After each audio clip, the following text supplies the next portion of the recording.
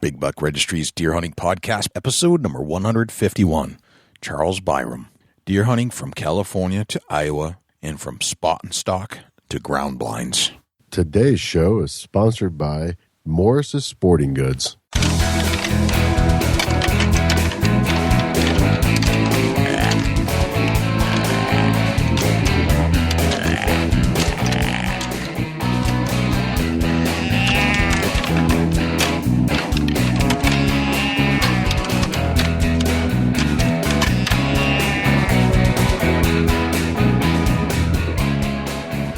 Big Buck Registry is a virtual museum of hunting stories. We preserve a piece of Americana by interviewing and recording hunters about their hunts and experiences from across the country. And who knows, maybe we'll learn a thing or two along the way that'll help us take our hunt to the next level. I'm Fred Eichler, and you're listening to my favorite podcast on iTunes, Big Buck Registry's Deer Hunting Podcast. I'm Chrissy Titus. I'm co-host of RNES Female Television Show and NRA I Am Forever. Gear up for another amazing episode with Jay and Dusty on the Big Buck Registry's Deer Hunting Podcast. This is Nick Percy from Killer Food Plots, and you're listening to my favorite deer hunting podcast, Big Buck Registry's Deer Hunting Podcast. Welcome to another episode of the Big Buck Registry's Deer Hunting Podcast. You know, I'm really psyched that you're joining me. And by the way, my name is Jay. Can't thank you enough for pushing the play button on your Apple device, your Android, your phone, whatever you're listening to the show on. There's nothing that pleases me more than having your ear for 1 hour to listen to another dynamic deer hunting story. Also joining us at this very moment, I know this is hard to believe, Dusty Phillips is here in the house with the Big Buck Registry Deer Hunting Podcast studio. What's happening, Dusty? Oh, man, just chilling like a villain, Jay. Getting ready for another great episode of the Big Buck Registry Deer Hunting Podcast. And, you know, we definitely thank everybody for tuning in week after week. You know, if it wasn't for the listeners and all the downloads and the Facebook followers, and, you know, we would just be babbling on to ourselves, Jay. But we've got a great following, and we really appreciate that. Yeah, I don't like babbling on to myself much, I have to be honest. I'm just glad that somebody cares enough to listen. Yeah, for sure. And, you know, take the time to download the app. And if you don't have the app, bigbuckregistry.com/app, get the app and get it on your phone. And you got us right there at your fingertip anytime you want to tune in with us. Every show is right there on the app. Right at your fingertips. Just push the play button. Yeah, and there's an app for the iPhone and there's an app for the Android device. And both will do exactly the same thing. So go check it out. Definitely. Get the app. And never miss a show. If you're on an Apple, you can get if you go to bigbuckregistry.com/app, you'll be able to download it right through your Apple device. Just like that. You know, we always say thank you to our listeners. And we deeply and always deeply appreciate somebody tuning in. And one of the things that we like to do now and then is to reach out to one of our listeners, especially the real loyal ones. We've had some on the past, but this is our latest edition of our tribute to our listeners, our listener base. So we went out and we asked Charles Byrum to join us on this show. And you never really know what kind of story you're going to get, but Charles has a great and very interesting story about how he used to deer hunt in California. And because of a surgery that went bad, basically, he had to change his hunting style. And by doing so, he knew he couldn't really hunt the way he wanted to hunt effectively where he was living in California. So what does he do? He moves to Iowa, like any diehard deer hunting fan would do, right? Yeah, no doubt. Go out to the land of the giants. Yeah, so now he's hunting ground blinds mostly, some tree stand stuff, but he moves to Iowa, shoots the biggest deer of his life. And I believe that during this recording, he actually drove out to the spot where he shot the deer that is featured in our artwork for this show and recorded it from there. Crazy. Yeah, no doubt. Yep, so Charles Byrum is coming right up, but before we get there, let's turn to Jim Keller with the Deer News. For the Big Buck Registry, this is Jim Keller with the Deer News. In our first story this week, thousands more trail cameras coming to Wisconsin. This article is reported by the News and Observer. Wisconsin scientists have launched an ambitious new plan to catalog wild animals using thousands of trail cameras, a project that could help answer just how many deer and other creatures roam the state. University of Wisconsin-Madison and Department of Natural Resources researchers hope to place as many as 6,000 motion-activated trail cameras across the state. Photos will be uploaded to a crowdsourcing website. Viewers will be asked to view them and try to identify the animals in them. The project, dubbed Snapshot Wisconsin, should provide the best idea yet of the size of animal populations and their movements, said Phil Townsend, a UW-Madison forestry professor and one of the project leaders. Hunters have disputed the DNR's deer population estimates and management goals for years, arguing the agency has overestimated the herd size and thus damaged its credibility. James Kroll, a Texas deer researcher hired by Governor Scott Walker to study the DNR's deer management strategies, recommended in a 2012 report that the agency create a monitoring program that gives landowners and hunters a sense of ownership. The cameras will snap photos as animals wander by around the clock. Pictures will be uploaded to the crowdsourcing Zooniverse website, where people from around the world will help researchers with their projects. The site's visitors can view the photos and identify what they think the animal is with the help of a detailed field guide. Townsend's graduate students and DNR experts will review photos that don't get a consensus. 6,000 trail cameras is like 6,000 observers being out in the woods looking at wildlife all the time, and that's something we haven't had, said the DNR's Jennifer Strenglin. The DNR has budgeted about $300,000 in Pittman-Robertson dollars, which is money from federal taxes on firearms and ammunition, to purchase around 3,000 cameras over the next 5 years. We are happy to see the DNR include the public in some of their plans, as this can help with strained relationships, Jeff Shinkton, president of the Sturgeon Bay-based Whitetails Unlimited, said in an email. We are cautiously optimistic that the project will provide worthwhile results. State of Michigan expands management area for wasting disease in deer. This article is reported by the Lansing State Journal. The Michigan Department of Natural Resources has approved a Department of Natural Resources plan to expand the core CWD area from 9 townships and 3 counties to 17 townships and 4 counties. The broader CWD management zone, which includes fewer restrictions than the core area, now includes Eaton and Ionia counties, along with Clinton and Ingham and Shiawassee counties. The upshot, successful hunters in the 8 new townships will be required to take their deer to a DNR check station to be tested for the fatal neurological disease, and baiting likely will be outlawed in all 5 counties. 7 deer in Ingham and Clinton counties have tested positive for CWD since the first case was detected in Meridian Township in early 2015. The 2 most recent cases involved deer killed in Waterton Township and Meridian Township. Both of these cases were confirmed in March. As of May 13th, more than 5,200 deer have been tested for CWD, the DNR said. About half of those animals were taken by hunters. The rest were shot by state-sanctioned sharpshooters or killed in collision with vehicles, the agency said. DNR officials have scheduled 2 new town hall meetings to discuss the management changes and the DNR's response to the outbreak. The meetings will be June 1st at the Foster Community Center in Lansing and June 7th at the Armory Community Center in Ionia. Both sessions will run from 6 to 8 p.m. They've also set up informal morning discussions at restaurants in DeWitt, Hazlitt, and Grand Ledge over the first 3 days of June. During last year's hunting season, testing was mandatory for all deer taken in the 9 township core area. Baiting was banned in Ingham, Clinton, and Shiawassee counties. The DNR has also greatly increased the number of antlerless permits and cut permit fees by 40% in order to test more deer and reduce the size of the local herd. For more information on this story, please check the Lansing State Journal website.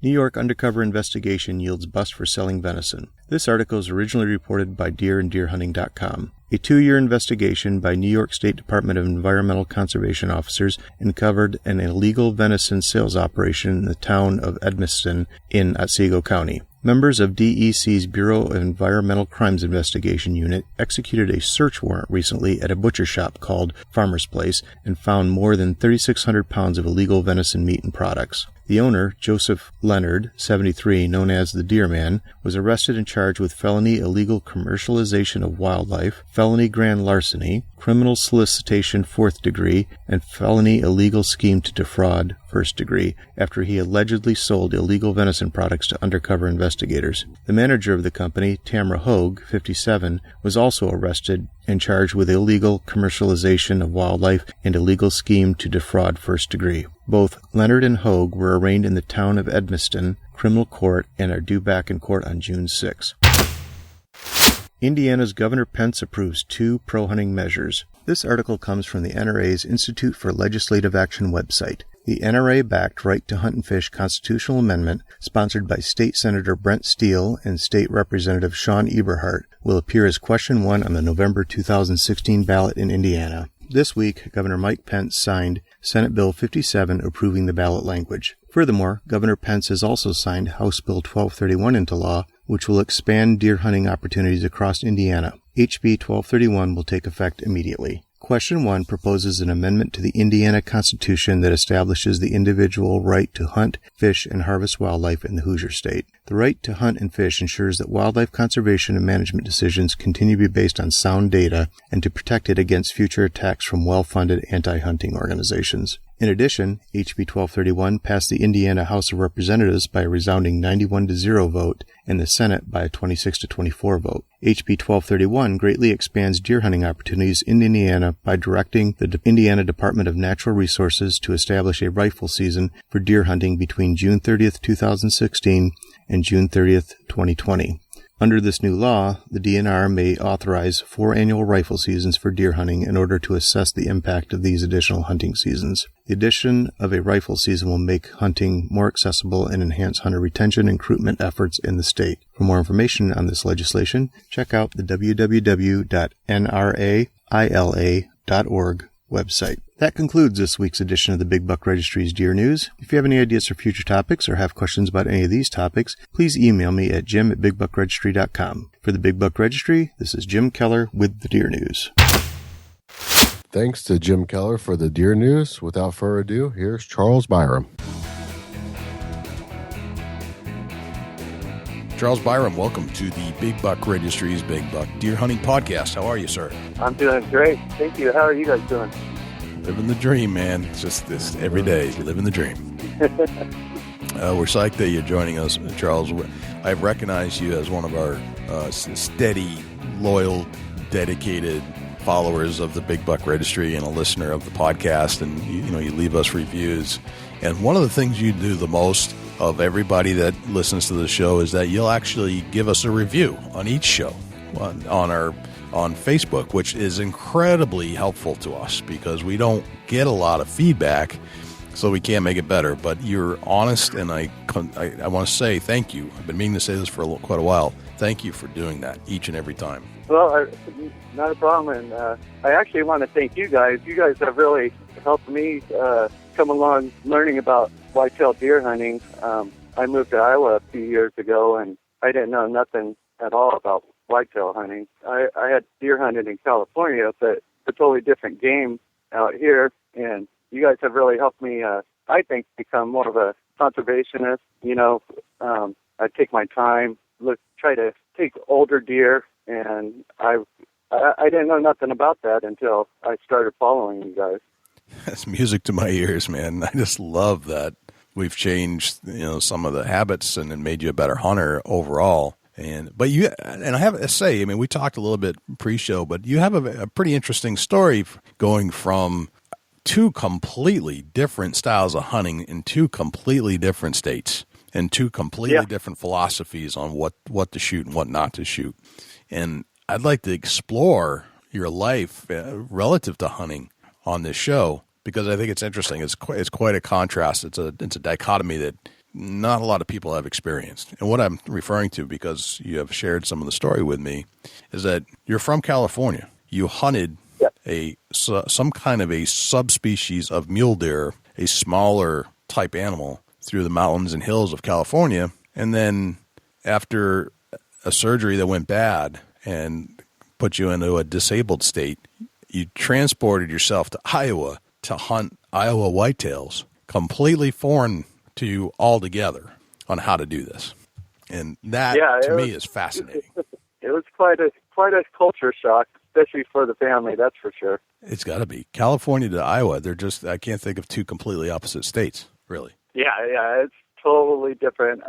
The town we live in now has, I think the total amount of people is about 400 is the population, and the street that I lived on in San Diego probably had more people living on it than the town I live in now. That's crazy. All right, so we think of San Diego. Were you born and raised in California in the San Diego area? Yes. Actually, was born in Oceanside, which is right next to Camp Pendleton. Yep. And I was born there, second generation. My dad was born there. My daughter was born there. All three of us were born in the same hospital. All three of us went back to the same house after being born. So spent my whole life there until a few years ago. Very interesting. And hunting, obviously, you did quite a bit of hunting in California. And I got to be honest, as a deer hunter, I never think of California as a deer hunting state. I know they're out there. I've visited before. I've seen them. But I don't really relate that to deer hunting somehow. Any comment on that? Well, California, it should be one of the best states to hunt in. But, you know, the politics and everything make it tough. But there is deer there. It's just, it's very crowded. So you're competing with a lot of people to hunt on public land. And other than that, it's kind of do your Western style hunting, your spot and stalk, more or less, for the most part. At least everyone I know does. I'm sure there's people that have little private properties that might approach it different. But I think for the most part, you know, everyone tries to get out there and do the spot and stalk, especially in Southern California, in the area that I'm at, was at. Okay, so the consensus in California is that, or especially in the area where you were, that in order to hunt these subspecies of muleys, public land hunting was really the only way to go. Yes, for the most part. I mean, there is, you know, like I said, there is a lot of private land out there, and there is people that do hunt private property. But for the most part, a lot of people that own the private property, they are not letting anyone hunt on there. You are not going to walk up to someone's house out there and ask for permission and get it.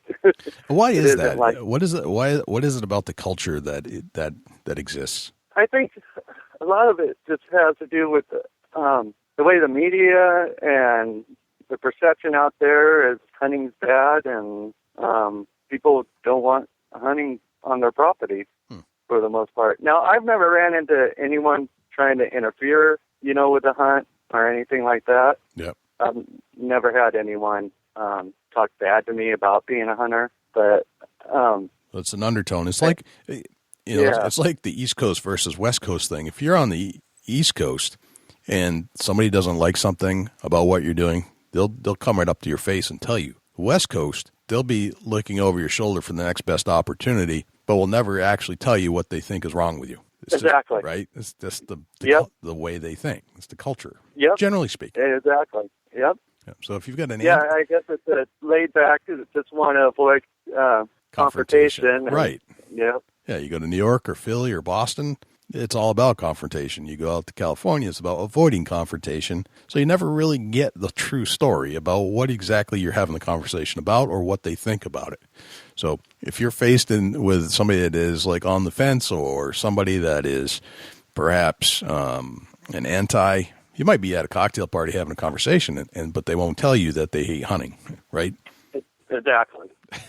Yep, you couldn't say it better. I just can't imagine living like that. I'm so used to like in your face stuff that, you know, I can't imagine that. But so your challenge as a public hunter in California in the San Diego area, where do you hunt in San Diego? I mean, I think of that as a city.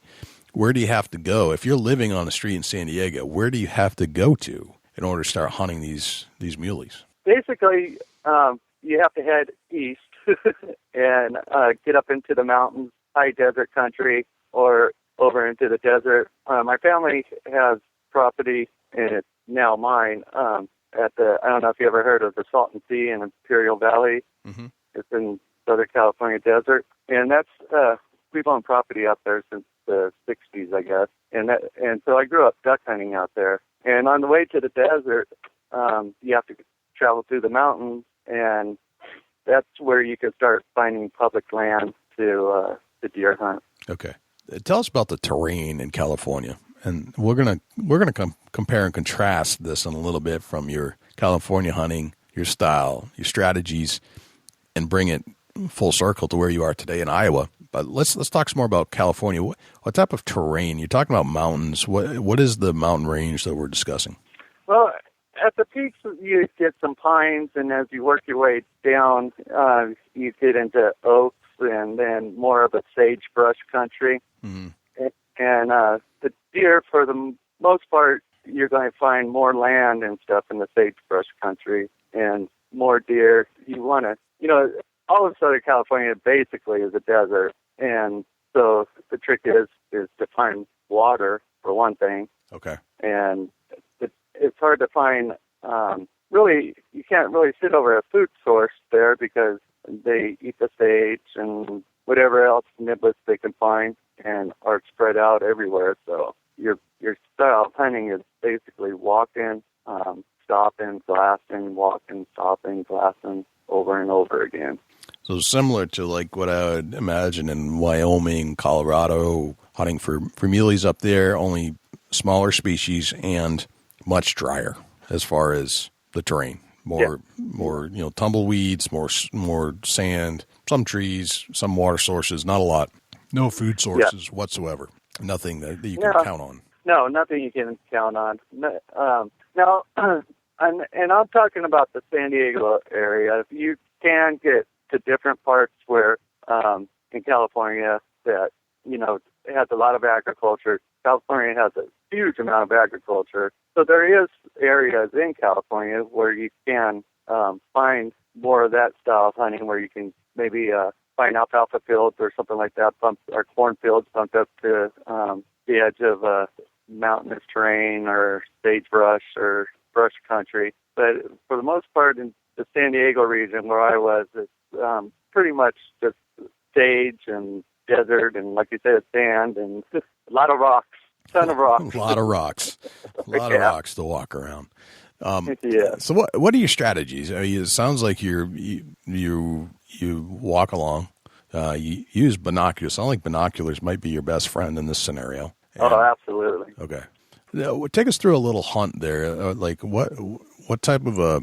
Let's do a little play-by-play here. I'm trying to visualize this on what types of things you might encounter on a hunt. Well, what I would try to do is I would try to get up to the hunting area, wherever that might be, at about at least 2 hours before daylight. And with the goal would be to walk as fast as I could in the dark, as far away from the road as I could. That way, I try to ensure myself to get far away from hunters as possible, and where I can get way back into the backcountry and hopefully start to, when it got daylight, I can start blasting and, like I said, do the walk, stop, blast thing over and over again throughout the day. Gotcha. And what happens when you, how far away are you when you're spotting these animals? Well, sometimes, like I said, there's a lot of sagebrush country and stuff, and so sometimes, deer could be 50 yards away, you don't know it, or that's why I'd walk slowly and stop and blast and look around because something could pop up close. But for the most part, you're glassing hillsides or you're getting up on a ridge top and you're looking, 400, 500, 600 yards away or further and trying to locate any sort of movement, any kind of deer at all. Now, that's another thing that's quite a bit different about Southern California and where I am now. In a good season, I might see 10, 15 deer, where I see that on the way to the store now. So if you're out today and you see a couple deer, you're usually heading towards those deer and hoping to get a shot at them because those are probably going to be the only ones you see that day. Okay. Dusty, you want to kind of break, and I want to do a double gear check here, kind of go through what Charles might have been using while hunting in California. What's he got in his bag? What kind of tools are in his bag of tricks? Yeah, for sure. Charles, let's go to California and kind of break down. Did you carry a backpack out there? Yes, backpack and always a couple canteens of water. Always had to make sure you had extra water with you. All right, let's say we was out in California and we was at the deer hunting area and we decided to sit down and open up your backpack. Tell us what all you had in there. Well, you'd have your lunch and whatever snacks that you could carry. I always carried a big bottle of pepper, black pepper, with me, so that if I were lucky enough to get a deer, once I gutted the deer, I'd pour pepper all inside of the cavity to help keep the flies and insects off of you. No kidding. Yeah. We'll get into that here in a little bit. Let's keep working through this backpack. I always carried rubber gloves with me just for cleaning the deer. Knife, couple extra knives, binoculars, good pair of binoculars, best that you can afford.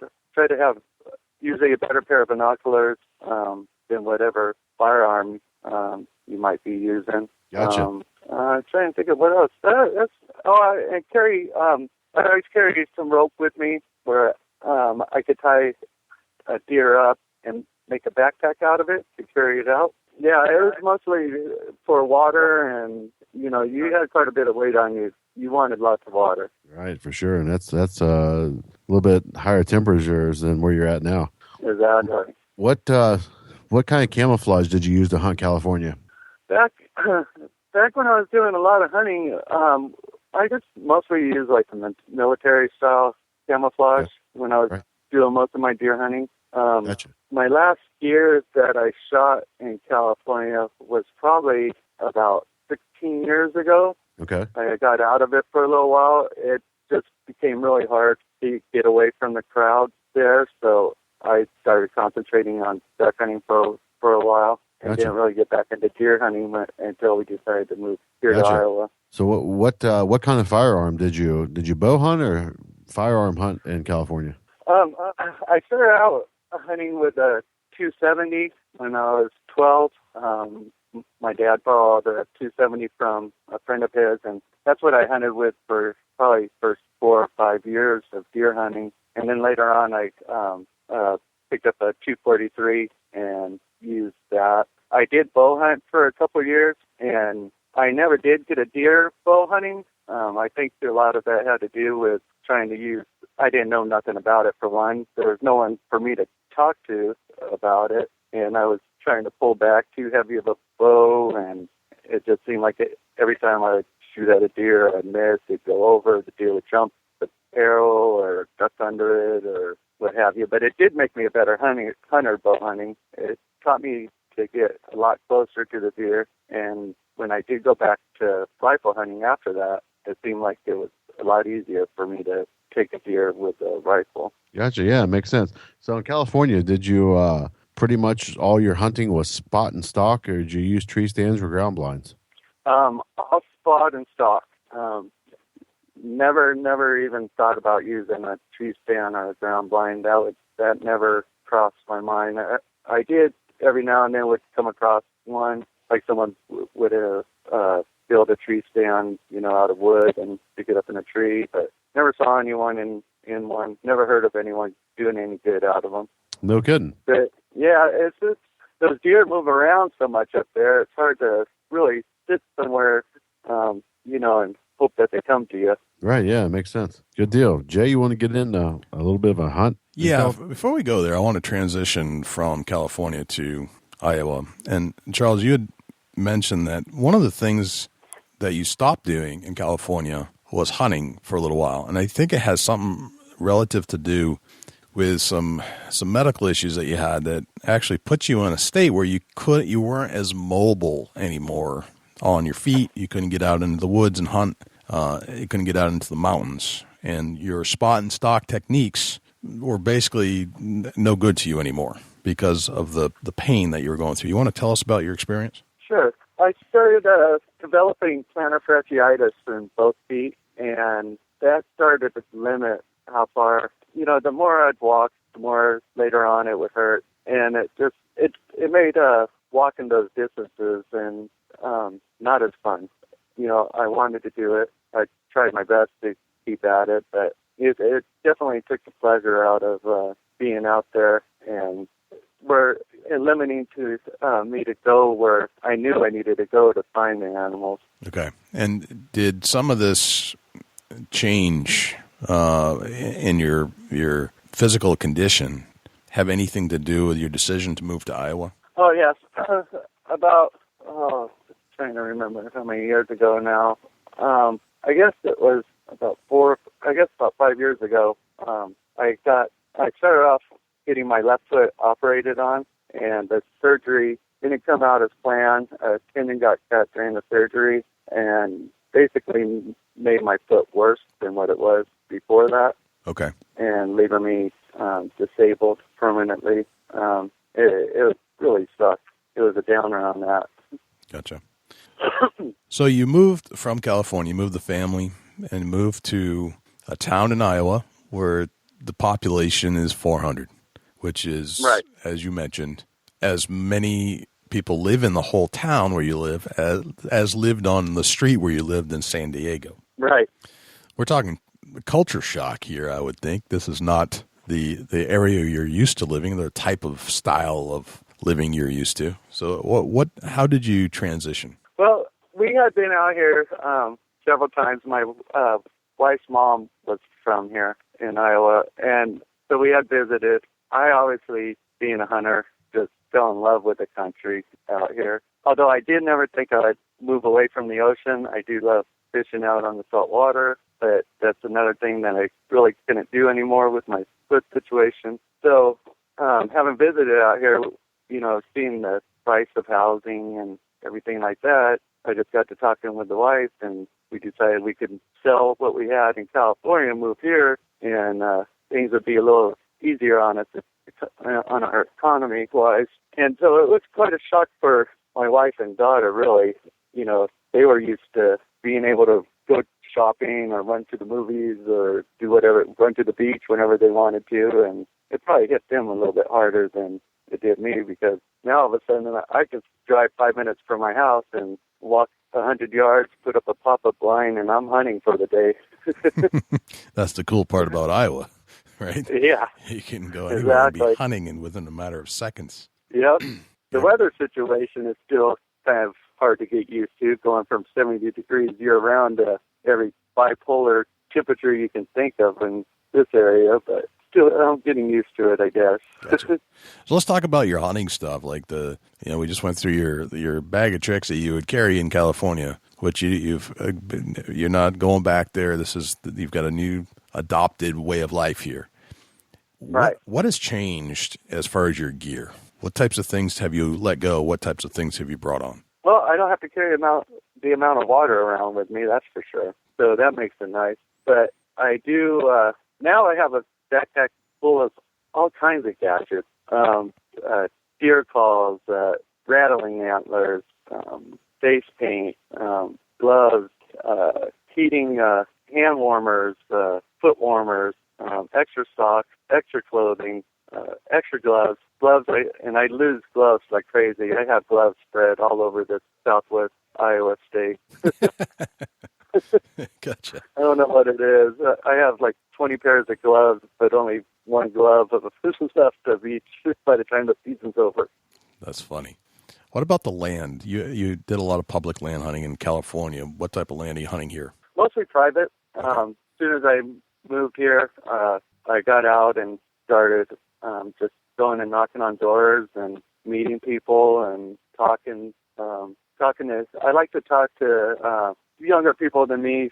They seem to be more apt to, talk about hunting than people my age, I guess. They give up information more easily, I think. They seem to be more want to talk about it, outgoing, really into hunting still, where people getting up to close to 50, like I am, are more quiet, want to keep to themselves, it seems like to me.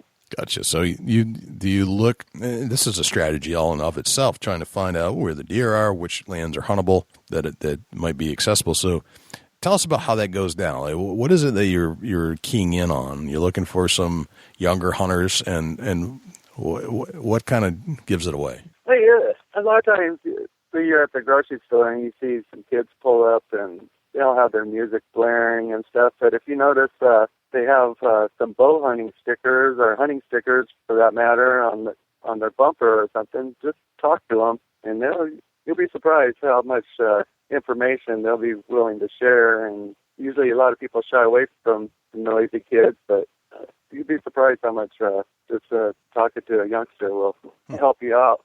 What kind of information are you getting? Where to go? Well, the main thing that I had to get right away was, where to go. I had no idea where there was public hunting. I had no idea that 5 minutes away from my house there was public land. And, trying to find, first off, I wanted to find public land so that I had somewhere where I could go for sure. And then after that, I started talking to people, and they would say, well, you can go over here and maybe ask this farmer. And once I got a hang of that, I was able to go out and didn't feel so uncomfortable like I did in California about going up to someone's farmhouse or house and knock on the door and introduce myself and, eventually ask them if it'd be okay to hunt their property. Gotcha. And let's talk through some of the door knocking. How did people receive you being an out-of-towner when you started knocking on doors? What were some of those conversations like? Actually, it all went pretty good. I usually what I would do is I wear something with saltwater fishing or, something to do with California, and that way I would kind of break the ice when I went up there and started talking and tell them, I'm from California. Of course, they kind of looked at me cross-eyed, thinking, oh, no, here's the California guy. But, once I was able to start talking saltwater fishing or something that I was familiar with and, break the ice, people here are really, really nice and didn't have too much of a problem getting on to land. Okay, so receptive overall. They're not saying get out of here, you guy from California. We don't deal with your types. They were very receptive. Yeah, they were very receptive. Now there is some people out here that kind of have a bad taste in their mouth about hunting overall. They've had people trespass and not take care of their place, and so understandably they don't want to give permission. And I even talked to one guy one day that I noticed he was clearing out what little bit of woods he had left, and it was just so that he told me it was so that people would stop hunting his land. He didn't like people trespassing. He had no problem with people hunting before, but a group disrespected his property, and so he was over it, and he figured he might as well just tear down the woods and grow his corn and beans in there instead of having people run around with guns or whatever. Gotcha. So since you've moved there, was 3 years ago or so now? Yes, I believe it was 3 years ago, yeah. How many pieces of property have you been able to acquire hunting permission on? I probably have, I have more than I can handle, that's for sure. I probably have permission to hunt on about 3,000 acres of land. Wow. Yeah. That's a lot of land. That's a lot. Yeah. It's a lot. Holy guts. Especially when you walk around on a cane. Right. This is kind of just, shook me up a little bit here. That's amazing. So you've actually, how much time did you spend trying to get permission to hunt on properties that you didn't even know about? Well, the first hunting season I was here, that's all I did mostly was just go out and try to get permission. So I spent quite a bit of time. The grocery store from my house is 8 miles. On an average day, it drives my wife nuts too. On an average day, it takes me about 3 hours to go to the store and back because I just every dirt road. Right. I see something off in the distance that looks like a deer, and I'm driving that direction. And me and you could go for good rides. That's for sure. Oh yeah, yeah. I definitely put a lot of miles on my Suburban here. Oh, that's fantastic. All right, so you got about 3,000 acres, and tell us about your setup here. What's the topography like compared to the California setup? What's your gear like compared to the California setup? Well, I only bow hunt here, so there's no, as far as I know, in my area for sure, there's no rifles that allowed for deer hunting. I know people do use it for coyotes, but it's only shotgun and then archery, black powder, and they do allow some crossbows, I think, for the elderly and for the disabled. And I think now you can use crossbows during one of the muzzleloader seasons, but for the most part, there's no rifle hunting. So I just bow hunt, and it's a lot flatter here than it is in California. no mountains, Right. a lot of rolling hills, but to me it looks totally flat. No curves in the road, all left, north, Right. south, east, or Right. west. That's a good point. Yeah. Yep. Pretty much straight. Which helps on me from getting lost. Like I said, I have a tendency to just drive crazy out here in any direction. If I see something that looks interesting, I'm headed that way. Gotcha. Very interesting. So it sounds like it's bow hunting. I think you said you're not getting up in trees mostly. It's not like tree stand hunting. You're pretty much a blind on the ground kind of set up. I do have tree stands set up. I can't safely sit in one for very long. Okay. With my foot starts hurting when I don't have pressure on it, which is a lot of my problem. I don't sleep very well because obviously you can't put pressure on your foot when you don't when you're sleeping, and it's real touchy to cold. Cold hurts it like crazy. I have a heating pad in my bed, under my desk, at my lazy boy that I keep wrapped around my foot. So when I get out there, I got to keep my foot warm. So I, for the most part, hunt in the ground blind, but I do put up deer stands, tree stands in different areas, and I will. But I only hunt those if the conditions are perfect, or if I think if the wind and everything's just right, and I only plan on being up there a couple hours. It's like I was saying about the sleep deprived thing.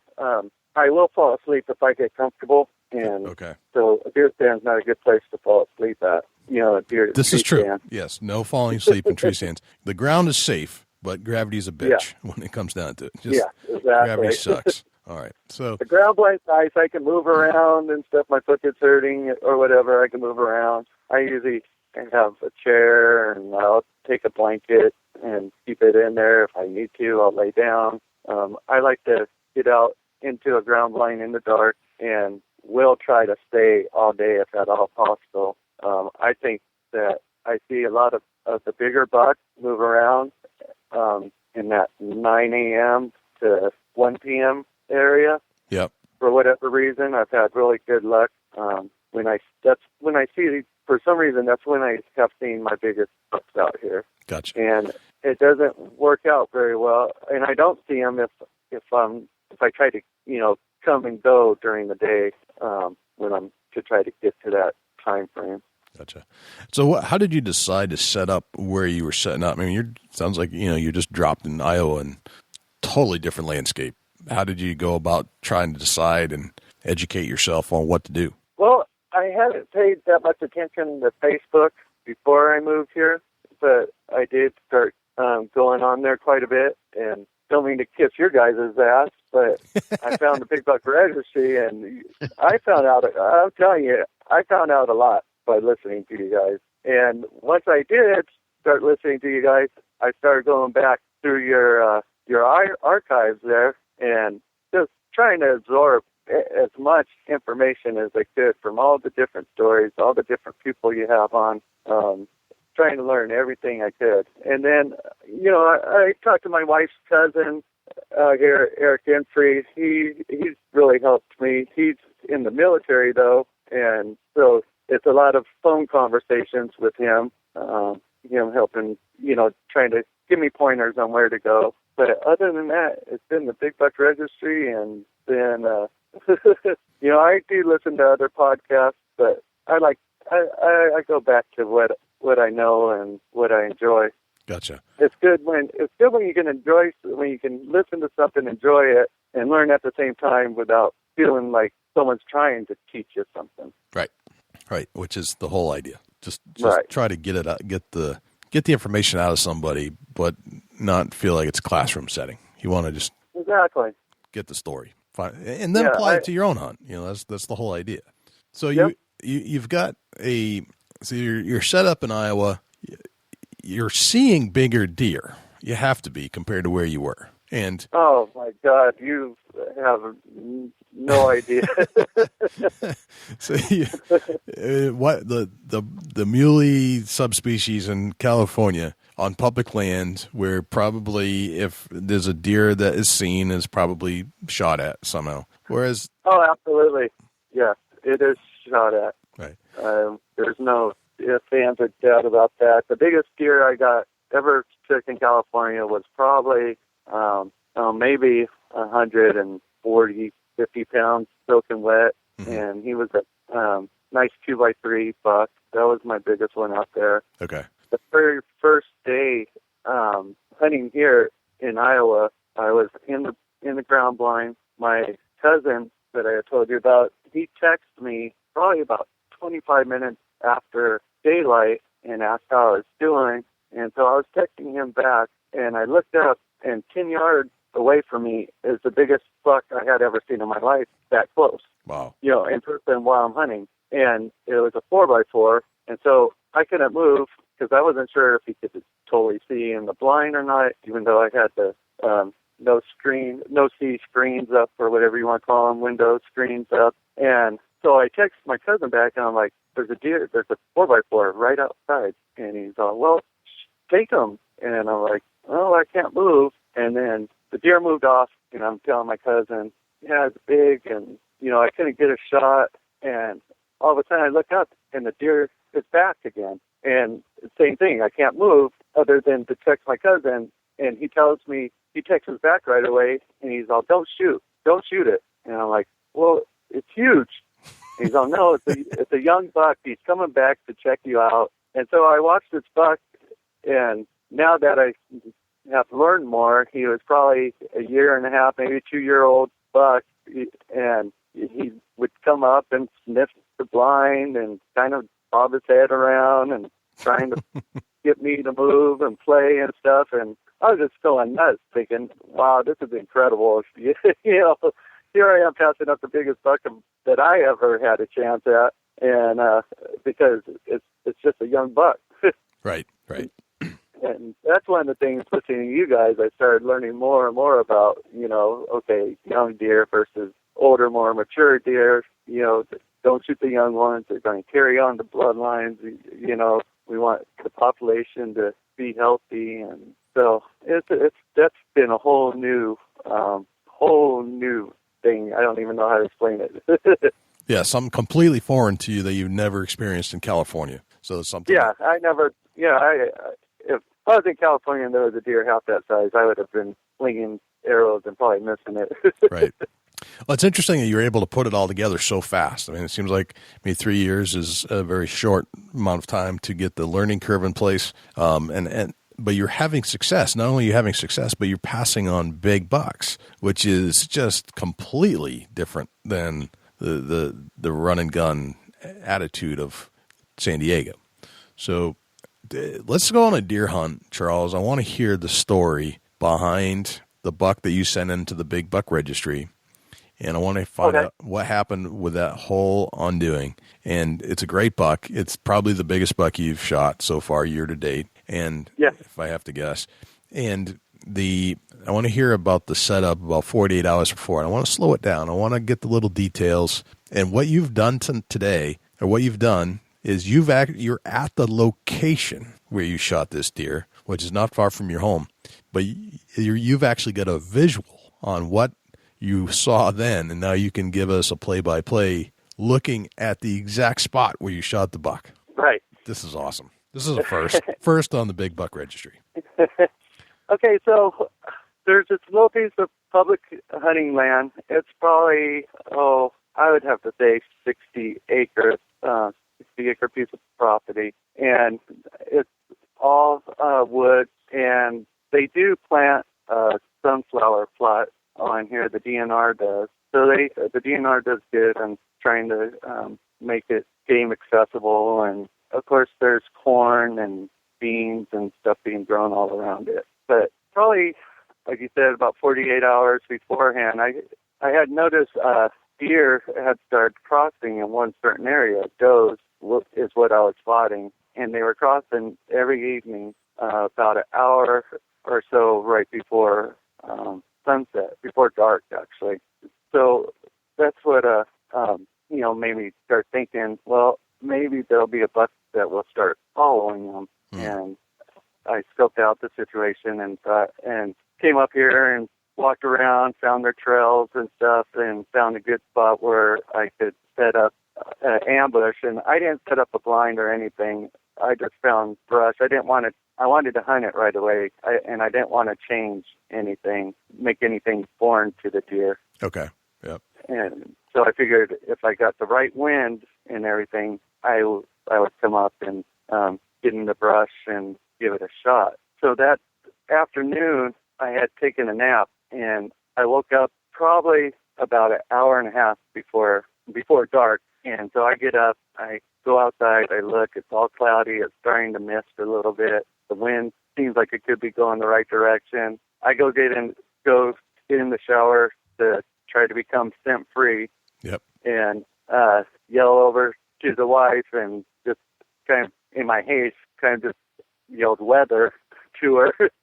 And so luckily she knows me good enough. She don't get upset or anything. She just looked up the weather and was reading off which way the wind direction and how hard and what the forecast was and all that while I'm showering, and everything seemed good. So I get up here probably about 40 minutes later. So I only have now about 45 minutes of daylight left. And I get down to that spot where I had scoped out and sit there, and I wasn't too sure really if I should stay there and risk shooting at a deer or not. I started hearing some coyotes in the distance, and it started getting wet, and so I was starting to get worried that, well, if I shot one, would I be able to find it, or if the coyotes would get to it. But the rain started to go away, and I stuck it out. I gave a couple calls on the grunt call, and I still don't think I have any idea what I'm doing with the grunt call.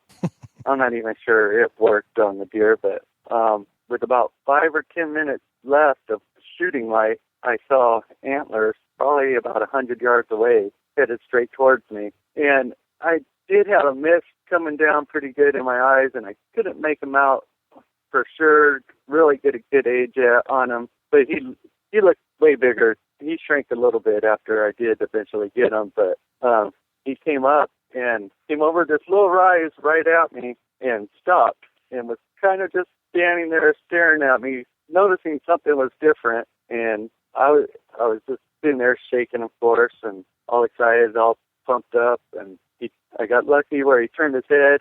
I pulled up on him. I shoot and watch my arrow lean over his back. Okay. And I was like, oh, no. He hit some brush right behind him. He jumped up, spun around, looking, and I thought it was it. I thought, okay, he's gone. Somehow I managed to get another arrow knocked, and he had taken probably about 10 steps back towards the direction he had come from. And I let another one go and heard that slap. And I'll never forget that sound. That's the greatest sound ever. It truly is. It's a very unique sound. And that was my first thwack with a bow on a deer, and it sounded awesome. And so he takes off, and I felt like I kind of hit him a little far back, but I figured I'd give him, an hour or so, and before I start, trying to follow. And I actually drove down to my house, called my buddy Tanner, and waited for him to get here, one of the young guys I was telling you about that I had talked to. And so we set off in the dark, in the rain, trailing him and tracking, and we found some decent blood, but it wasn't as good as blood as I was hoping for. And we kept coming up to different spots where you could see the deer laid down. And if I knew then what I knew now, I would know that we were probably pushing him. We were probably bumping him along, making him get up and move. I probably should have waited overnight, but we did get to a spot where we looked off in the distance, and Tanner tells me, he goes, look, there he is. We could see my arrow lit up. And so we're high-fiving each other and stuff, and because it looks like the deer's down and everything. And so we start trudging. We had to go through a lot of brush to get to where we saw it. And all of a sudden, we see the light go up in the air and take off across in the night. Oh, man. Talk about a stinking feeling. Oh, man. It was heartbreaking. I thought for sure he was gone. Yeah, you thought it was over. Yeah, I thought that was it. But Wow. I wasn't going to give up. So the next morning, Tanner and his brother Spencer came back, and we got together probably about 8 o'clock in the morning and went back to where we had found the deer, where, the deer had taken off from. And it was an even worse feeling because we couldn't find no blood from that point. And we just had a general idea of the direction that he had gone. And it was just, I was sick. I thought, I had blew it.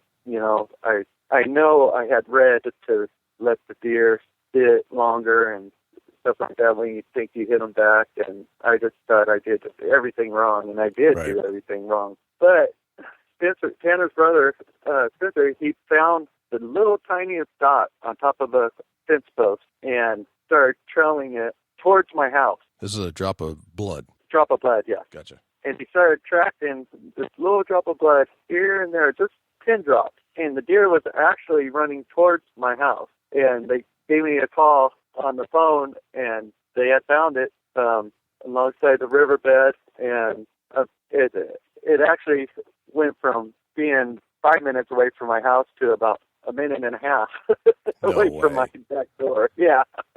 No way. And, oh, yeah. It's crazy. No kidding. And what did the buck weigh out at if you weigh him? I don't know if you're weighing him in Iowa. I didn't weigh him out, but he was probably, he had to be 180 pounds. Okay. After being gutted, I'm guessing. Okay, so probably. Luckily, I had the 2 kids. I could have moved them by myself. Wow. And what was the rack like? It was I guess you call it a 9-point. I haven't had it measured. I really don't know if it would, I don't want to say my guess would be 130 or something-ish would be my point. I still don't know how to, haven't quite figured out how to estimate, scoring system on the deer, but it's a decent rack. Nice. Very, very cool. Bigger than anything I had ever. Anything you've ever seen in California on the hoof, no question. Oh, yeah, no question. That's crazy. Well, congratulations on your first Iowa big buck. That's awesome. Thank you.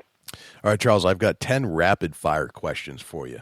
Okay. All right. Are you ready? I didn't prep you on these, so you just have to do them off the cuff because I think it comes out better. So. Okay. All right. Here we go. What's your number one hunting tip of all time? Knowing what you know now between California and Iowa, what's the number one hunting tip that you would apply? Go where the deer are. That's it's an obvious one, right? Go where the deer are. Yeah. So many times, I think people a lot of times get stuck on thinking they see a good area or something, or think that, this looks good, but if there's not deer there, you ain't going to kill nothing. You need to go to where the deer are. Right. Oh, that's fantastic. There have been some very high class, world class deer hunters that always say, "Well, you can't kill a deer if it's not here." Right. Same kind of thing. All right, so we all have these things that we bring in the woods with us. They're good luck charms. They somehow make us feel better that we're going to be more successful. Maybe they do, maybe they don't. But if we leave it in the truck, we feel naked without it. What's that one thing for you? It's my P38, and I don't know if you know what that is, but that's the can opener that I keep on my keychain. Gotcha. And what's so significant about that? One time when I was deer hunting in California, I took a doe about 4 miles back, 4 or 5, I guess it was about 5 miles back, and I did not have a knife with me. I had forgot my knife. And so I was able to use that can opener to gut her. And so I never go deer hunting without it now. Gotcha. Very nice. What's your biggest pet peeve? Hunter on hunter crime, like Facebook or anything like that. Hunters attacking hunters. People, they think that people shouldn't hunt with hounds, or people shouldn't hunt with bows, or people shouldn't hunt with guns and stuff. Yep. Hunters need to quit. They need to stop this hunter on hunter crime and start sticking together. I agree with that wholeheartedly. How old are you today, Charles? 46. 46. Knowing what you know today, what would you tell the 20-year-old Charles? Oh, wow. A lot. I think going back to my foot thing, I would have, everyone gets life insurance, or they don't, and they know they should get life insurance, but I don't think people realize that you have a lot higher chance of becoming disabled than you do of dying, and I would have told myself to get disability insurance. Right. Gotcha. It would have really helped out in some times. Interesting.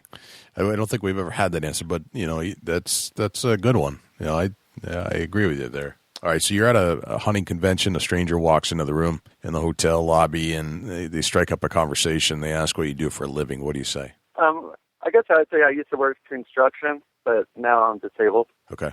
What did you have for breakfast this morning? I actually had leftovers from last night, and so that was a venison burger. Nice. I'm down with that. Venison burger for breakfast. That's my kind of breakfast too. Yes, sir. Venison sausage and a couple of farm eggs. Awesome. Just awesome. I actually kind of knew this question was coming, and so I was going to break out. I do have some venison bacon. Yep. And I was going to have that just so that I could say I had that, but I didn't, and I just went ahead and had what I had for dinner last night. It's all good. It's all good. As long as it's venison, it's all good. All right, you get your own billboard. It's a blank canvas. You can put anything you want to put on it. What does it say? Oh wow, that's a good. I wish I'd probably have to get someone to write it better than I could word it. Something about outdoorsmen sticking together. I think it's important that outdoorsmen need to start sticking together. Obviously, that's touched me here lately about outdoorsmen. I think it started with the whole Cecil thing. I was really disappointed how everyone was jumping on that poor guy for doing wrong, and I think maybe that's what kind of started that kind of thinking really got in my head. Yep, gotcha. All right, if I say the word successful, who's the first person that pops into your head and why? Well, your guest last week already took Britney Spears. Right. I was going to say, you're probably thinking Britney Spears right now. Right? You know who I like is Anthony Bourdain. Are you familiar with him? Very much so, yeah. Yep. Yeah. The chef. I would love to live that guy's life. Travel, eating and stuff. He tries to hunt a little bit when he can, and I think that's who I'd have to pick. Gotcha. What's a day in the life of Charles Byrum look like? Right now, I just got a new puppy, lab puppy, and so I'm starting to train her. Well, right now she's learning the word no mostly. Right. And so get up in the morning and take her out and go for a drive looking for turkeys right now, trying to find a good, close, easy access spot. Especially at this time of year, it's kind of hard on me. We'll get a lot of rain, so I need to find somewhere that I can access. And after doing that drive, I'll come home, have lunch with the wife. Hopefully, if I'm lucky, take a nap. And then every evening, I'm out here doing the deer drive, basically. Sometimes the family goes with me, other times they don't, but almost every evening I'm driving somewhere. I'm always looking for new property or double checking my old properties, seeing if I spot something that looks good where I need to pull cameras and move them around and concentrate on a different area. Right on. And what's a deer hunting day in the life look like?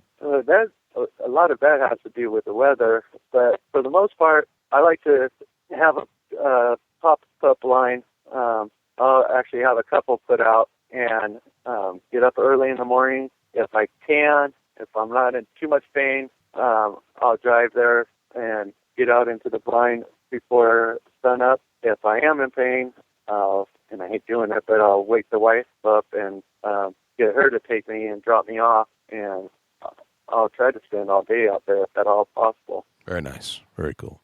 Hey, Charles, it's been a pleasure having you on the show. It's always good to interview somebody that has been a listener of the show.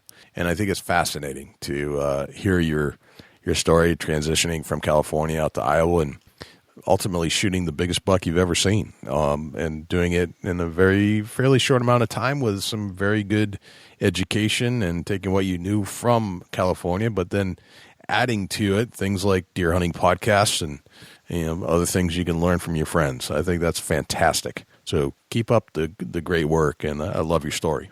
Hey, I love your guys' show. Thank you very much for all you guys do. You guys do a great job, and I'm hoping that sometime you guys are going to put up some sort of big buck registry deer hunt somewhere or something, and can get a bunch of followers out to some deer camp somewhere and get together and have beers or something. Yeah, hang out with some of our listeners and hunt some deer all at the same time.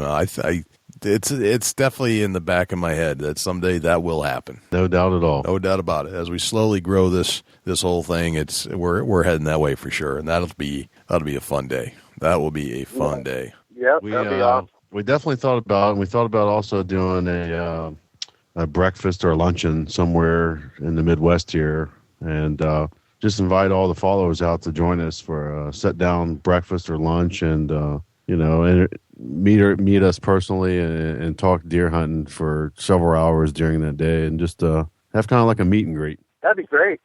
That'd be awesome if you guys pulled that off. I'd love to. Give me a reason to go somewhere and meet people. It's always a good thing. Yeah, just a thought, Yep. Silent auction and stuff like that to benefit, help us with the Big Buck Registry Deer Hunting Podcast. Yep. That would be cool. Yeah, I know every year they have like the Iowa Deer Hunter Classic and stuff out here, so maybe Right, put yeah, that for in sure. the back of your guys' mind. Well, we're hoping that as things grow and develop and we get more sponsors and money coming in, that we'll be able to travel around the country and visit all these great places as a duo and meet all of our fans and people that tune in. That would be a dream come true. So we're getting there. Yeah, you guys are. You guys are growing, and yeah, like I say, you guys do the best job out there as far as I'm concerned. So I think you guys are definitely. Yeah, we really on your way. appreciate that, Charles. Yeah, thank you, Charles. I sincerely That means a lot appreciate to that. us. It really does. It's nice to hear somebody that appreciates the hours we put into this. It really is. Yeah. It's, you guys do a lot more than I could do. That's for sure. Hey, I'm just curious. Tell us just a few things. We kind of do this off air, just kind of us talking here. What's some of your favorite things that you've picked up on the show that you really utilize out in the field? Well, I think, like I said, a lot of it has to do with deer management, and also, trying to figure out like a mature deer versus, or even a doe, a mature doe. I don't want to shoot a young doe. I want to take out those nags that aren't breeding and that are just out there, blowing my cover or taking sure. food out of the mouth of other deer. That's one of the main things. Learning about food plots. There's so much food here in Iowa. A lot of people don't do food plots, but I'm kind of experimenting with, putting some, turnips in, or trying to put small little plots in areas that I can, just to give people, some sort of variety works and can draw in some ambush points. Trying to learn about calling and rattling. You guys have helped me on that. I didn't have a clue on that. When I first started listening, you guys, I didn't know what to do with deer urine. I didn't know what a licking branch was. Right. I never seen deer. There's no trees in California for them to lick. But where I was, anyways. It's just been a whole encyclopedia of stuff. It's hard to pick out a couple certain things. Not asking you to, but I just wanted to hear from a listener exactly some details that you picked up on. And man, it really sounds like that. Listening to the show, it really educated on you the whole spectrum of whitetail hunting. Yes, definitely. Yeah, there a lot of times I'll go back and I'll listen to something in one of the podcasts, and something I can't think of right offhand right this second, but I'll hear something that you guys or someone has done, and I'll think, hey, that applies to me. I'm going to go try that. I think a lot of people don't. I think a lot of people hear stuff, but they don't ever put it to use. Right. And so I tried to, if I pick up on something, I try to use it, see if it works. If it doesn't work for me, then it doesn't work. But at least I gave it a try. I fell right into the story that Charles was telling. It became very interesting. The thing about the pepper on the deer, that he had how he sprinkled pepper on the cavity of the deer in California to keep the bugs away. Something you don't have to do or wouldn't think to do out in this part of the country. Right. I can see where it worked, though, Yeah. I mean, it preserved his meat, kept the critters out, and, man, It's a great idea if you're somewhere that's got flies and everything. Right. Heavy abundance of insects or whatever. Right. Because when it gets below 50 degrees, those things aren't buzzing around. Right. And we don't have that during deer season around us. Right. So we don't have to worry about bugs. Typically. Well, I'm glad deer season ain't when the black flies are out in May in New Hampshire. I'll tell you that. Yeah, that would be bad. That would be really bad. Yeah, we have the black, and that's the thing about turkey hunting in New Hampshire is the first 2 weeks is black fly season, and then it's just the last 2 weeks you get bombarded with mosquitoes. So as one leaves, the other one comes in, and then it dies off. But it's always right in the smack during May, which is exactly when the turkey season runs in New Hampshire. So it drives me nuts every year. But that's why we've developed some great bug sprays, like the Sawyer's permethrin that we got over at Morse's Sporting Goods. That stuff was killer. And the day before I applied it to your suits when you were here, you walked right through the field. You had, 15 to 20 ticks on you? Oh, my gosh, at least 20 plus. Right. And then I sprayed your suits down. How many did you have after that? Zero. Exactly. That product is available over at Morse's Sporting Goods. It's called Sawyer's Permethrin. Top-notch stuff. Proven. It is proven. It's proven to work. Yes, and I've been wearing it the entire season and haven't had a tick on me yet, which is uncanny considering the prevalence of ticks in New Hampshire at this very moment. Nuts. There's more ticks than there's ever deer there. You got that right. In fact, the coyote that I shot on my birthday, by the way, when obviously it died, I kept the coyote to show the kids. And before I was going to dispose of it, all the ticks had released from the dog. And there were at least 250 dog ticks just dangling from the furs of the dog by the time I went to go take care of it. Really? Yes. Wow. It was disgusting. So what did I do? Took some of the Sawyer's permethrin, sprayed the dog. Within 10 minutes, every tick was dead. No kidding. Swear to God. That's amazing stuff. Yeah, I thought it was an interesting test. And son of a gun, they all stopped moving. They were not just paralyzed. They were dead. 10 minutes, no kidding. Gone. So not only does it kill ticks, but it repels ticks. That's a great story. It's a great story. That's hard to believe. So little science experiment in the caves of the Big Buck Registry. Dusty, do we have a Chubby Tines tip of the week this week? Yeah, we do, Jay. The Chubby Tines tip of the week is sponsored by Morse's Sporting Goods. Firearms, used firearms, bows, used bows, located at 85 Kentucky Falls Road in Hillsborough, New Hampshire. Give Jim a call at 603-464-3444, morsessportinggoods.com. Your dollars go further in New Hampshire. There's no sales tax. Morse's Sporting Goods. Food plots should be starting to grow now, and the weeds are going to be an issue to start out with. And if you're going in to spray your weeds and you're somebody that's not experienced with chemicals or mix ratios, I just a suggestion that you either contact the right co-op store in your area or a local farmer and check out what you need to do to make the chemical to water ratio just perfect so that you're not putting abundance of excess of chemical on these weeds. And for one, it's not good on your crop. And for also, it's not good on the critters that's going to eat your crop. So, the most of the bottles that are sold over-the-counter chemicals have some directions on them, but some may not take the time to read directions. But if you get any questions about it, get with your co-op or your landmark in your area or, whoever does your local spraying that is for hire. Get with them and talk to them a little bit about applying application of spray and chemical and just get educated on it before you go do it. Great tip, man. Those co-ops are priceless for what they do. Great idea. No doubt about it, Jay. Mm-hmm.